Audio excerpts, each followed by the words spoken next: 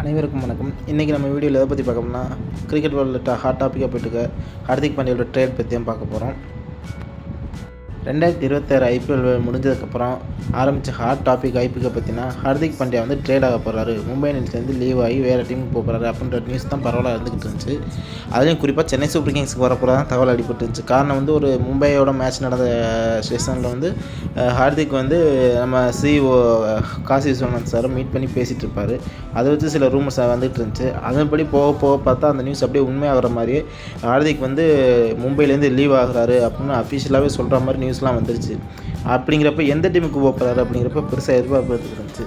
அந்த வகையில் வந்து சிஎஸ்கே தான் போகிறார் அப்படின்ற மாதிரி நம்ம நிறைய ஆர்டிகிள்ஸும் எழுத ஆரம்பிச்சிட்டாங்க. காரணம், அவர் ஐடலாக நினைக்கிற டோனி வந்து சிஎஸ்கேயில் இருக்கிறதுனால அவர் வந்து மேக்ஸிமம் அவரோட மோஸ்ட்லி லைக் பண்ணுறது வந்து சிஎஸ்கேக்கு போக தான் விரும்புகிறாரு அப்படின்ற மாதிரி நியூஸ் வந்துச்சு.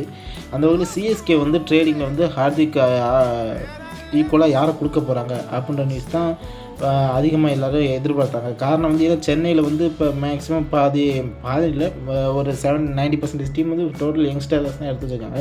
அப்படி இப்போ ட்ரேடில் வந்து ஹார்திக் பாண்டியா போல ஒரு மெயின் யங்ஸ்டர் பிளேயர் கொடுத்துருவாங்களோ அப்படின்னு நினச்சி எல்லோரும் பார்த்துட்டு இருந்தாங்க. ஆனால் சென்னை வந்து இதுக்கு டீல் பேசினது வந்து சிவம் துபே மெயினாக வச்சு எக்ஸ்ட்ரா வந்து கலீல் அகமது ப்ளஸ் சிவம் துபே 2 பேரையும் கொடுக்குறா ட்ரேட் பேசினதா நியூஸ் வந்தது.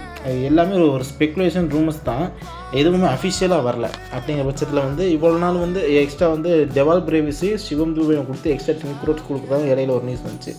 எல்லோரும் வந்து எந்த ஒரு ஸ்பெக்குலேஷனாக தான் பார்த்துட்டு இருந்தாங்க. மோஸ்ட்லி இப்போ ரீசெண்ட் டேஸில் ஒரு 1 வீக்கில் வந்து மேக்ஸிமம் எந்த டீமும் வந்து ட்ரேடுக்கு அப்ரோச் அந்த அளவுக்கு ஹெவியாக அப்ரோச் போகலை. சிஎஸ்கே எம்ஐ தான் வந்து ரொம்ப ட்ரேடிங்கில் இன்வால்வ் இருக்காங்க அப்படின்னு சொல்லி நியூஸ்லாம் வந்தது.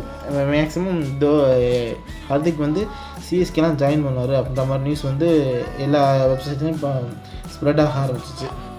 இந்த நிலையில் நம்ம ரேவ் ஸ்போர்ட்ஸோட reporter Rohit Juglan famous reporter என்ன சொல்லியிருக்காருன்னா, sorry CSK fans, Hardik Pandya is going to purple gold அப்படின்னு சொல்லி ஒரு ஹிண்ட் கொடுத்துருக்காரு அவரோட ட்விட்டர் அக்கௌண்ட்டில். இதை பார்த்த எல்லா சிஎஸ்கே ரசிகர்களும் கொஞ்சம் ஷாக் தானாங்க. ரீசன் வந்து ஏன்னா அவர் சொன்னது ரோஹித் ஜுக்லர் சொன்னது வந்து ஒரு ரூமராகவே இருந்திருந்தாலும் ஒரு ஸ்பெக்குலேஷனாக இருந்தாலும் ஒரு எப்படி சொல்கிறது, சிஎஸ்கேவோட கேகேஆர் போகிறது வந்து ஒரு 100% வந்து பாசிபிளாக இருக்கும் அப்படின்ற மாதிரி இருக்கும். காரணம் வந்து கேகேஆர் வந்து இப்போ அஜிங்கியா ரஹானே வந்து ஆல் ஃபார்மர்ஸ் கிரிக்கெட்டில் வந்து ரிட்டையர் ஆனதுனால கேகேஆர் வந்து இப்போ ப்ராப்பர் கேப்டன் தேடிட்டு இருக்காங்க. இந்தியன் கேப்டன் வந்து பெட்டராக இருக்கும் அப்படின்ற மாதிரி இருக்கும்போது அந்த டீமுக்கு வந்து ஹார்திக் பாண்டியா போனால் நல்லாயிருக்கும், 100% ஃபிட்டின் ஆவார் அப்படின்ற மாதிரி ஒரு ஸ்பெகுலேஷனில் தான் வந்து இந்த நியூஸ் வந்து பரவுது. இது வந்து ரெவ் ஸ்போர்ட்ஸில் ரோஹித் ஜுக்லன் சொன்னதுனால இது வந்து எல்லோரும் வந்து மேக்ஸிமம் ட்ரஸ்ட் பண்ணுவாங்க.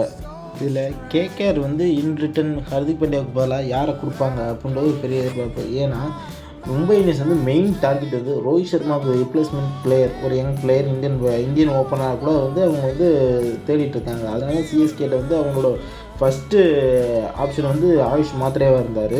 அதனால் கேகேஆர்ட்ட வந்து அவங்க பர்சனலாக வந்து எதிர்பார்க்குறது வந்து அங்கிரிஷ் ரகுவன்சி. ஏன்னா அவர் வந்து கொல்கத்தாவுக்கு வந்து டாப் ஆர்டரையும் ஆடிருக்காரு, மிடில் ஆர்டரையும் ஆடிருக்காரு.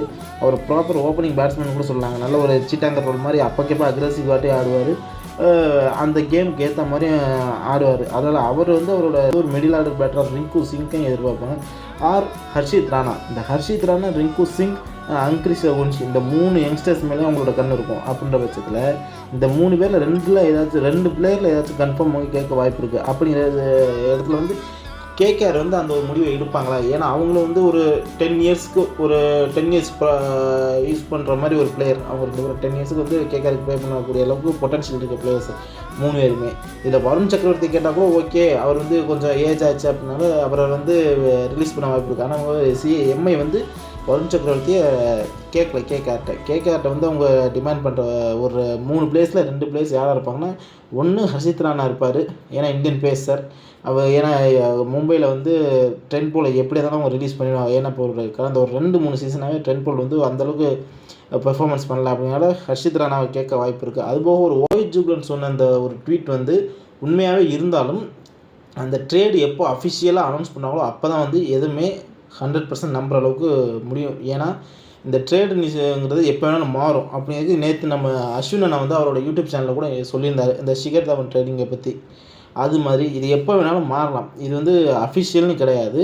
நம்ம சஞ்சு சாம்சன் ட்ரேடில் கூட அப்படி தான் நடந்துச்சு சொல்லப்போனால். அவர் வந்து மேக்ஸிமம் டெல்லிக்கு போயிடுவார். ஸ்டப்ஸு இந்த மாதிரி ஸ்டெப்ஸ் கொடுத்து வந்து அவங்க சஞ்சு சாம்சன் வந்து வாங்க போகிறாங்க அப்படின்ற மாதிரிலாம் நியூஸ் வந்துச்சு. ஆனால் கடைசியில் லாஸ்ட்டாக பார்த்து சஞ்சு சாம்சன் லைக் பண்ண சிஎஸ்கேக்கு தான் வந்தார். அது மாதிரி மேபி ஹார்திக் பாண்டியா வந்து சிஎஸ்கேக்கு வர வாய்ப்பு இருக்குது. இது எல்லாமே ஸ்பெகுலேஷன்ஸ் தான், எதுவுமே அஃபிஷியலாக வர வரைக்கும் ரியல் கிடையாது. அதனால் அஃபிஷியலாக வர வரைக்கும் வெயிட் பண்ணி தான் பார்க்கணும். இது போன்ற தகவல் தெரிந்து கொள்ள நம்மளுக்கு தமிழ் கிரிக் ஃபீவர் சேனலை சப்ஸ்கிரைப் பண்ணிக்கோங்க. மறக்காமல் பெல் பட்டனை கிளிக் பண்ணிக்கோங்க.